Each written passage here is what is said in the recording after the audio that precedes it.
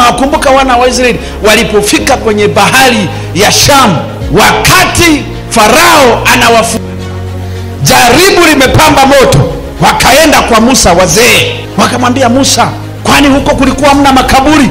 Umetuleka hapa tufie hapa sisi na watoto wetu. Musa naye akaenda kwa Mungu. Wa kwanza kulia huwa ni mtumishi, yani wa IBC. Yani wewe ukiwa na jaribu, wa kwanza kulia huwa ni nani? Biblia inasema Musa alienda,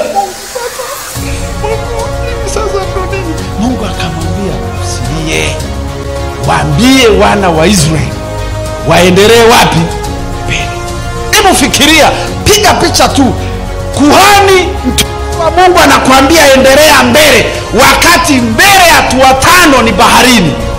Utamuelewa? Ndio mchungaji naye anaanza sio ameishiwa mafunuo. Unajua hiyo ni bahari hapo. Tuna maadui ndio wale.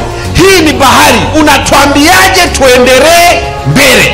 Unajua kwa sababu hatukuwepo, yani tunaona kama story ni nyepesi sana.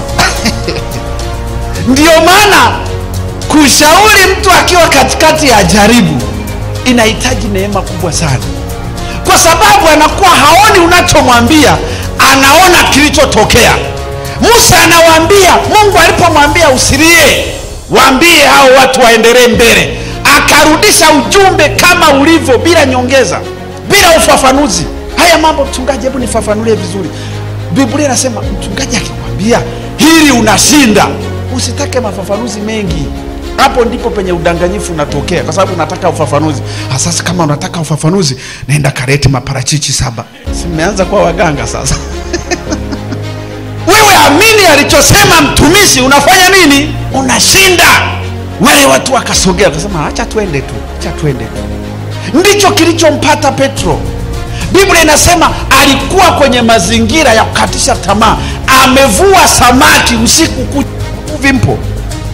Biblia inasema alimwambia Yesu sababu ya msingi, nimevua usiku kucha sijapata nini? Kitu, lakini kwa neno lako nitashusha. Kwa neno la nani? Manake niko tayari kusikiliza na kupokea neno la Mungu bila kujarisha nimetabika kiasi gani. Usihesabu miaka uliotabika, hesabu neno la Mungu lina uwezo wa kufidia ulichokipoteza. Mtu mmoja aseme amina.